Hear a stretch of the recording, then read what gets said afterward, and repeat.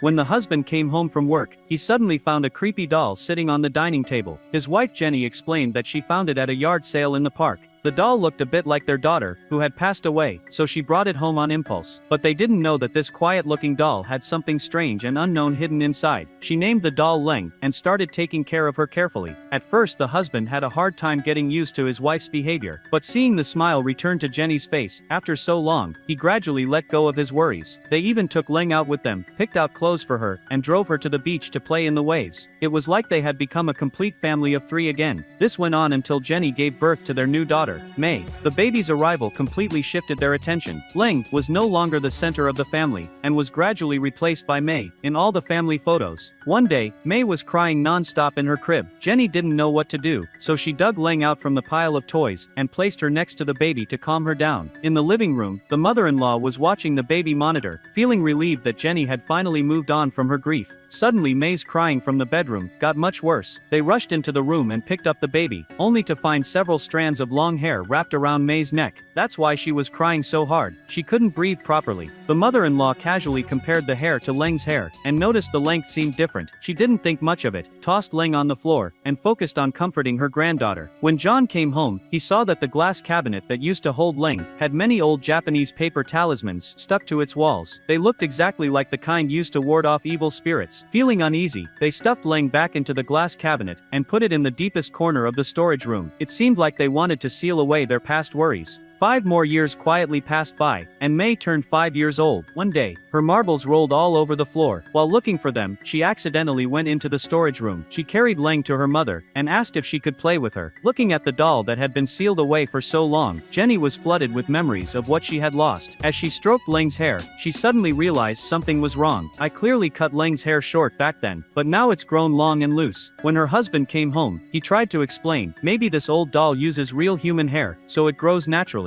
But Jenny's eyes were fixed on Leng's hands. She clearly remembered trimming her nails back then. That day, May's classmate and his mother came over to play. Jenny was making tea in the living room, and didn't know that the two kids were fighting over Leng in the bedroom. The classmate came crying into his mother's arms, with 2 clear rows of teeth marks on his arm. Jenny was stunned, and seriously asked May why she did such a thing. But May denied it, and insisted Leng bit him. Jenny thought her daughter was making up stories, and told her to apologize to her classmate. But May just cried loudly, feeling wronged. That night, Jenny was organizing old family photos into an album. May came to her side holding Leng, softly apologized, and asked her mother to play with her. But Jenny was busy dealing with Maya's memorial photo, and ignored her request. May said angrily that she didn't have a sister, then turned and ran away. Leng was left sitting there alone, and her gaze seemed to be staring right at that photo album.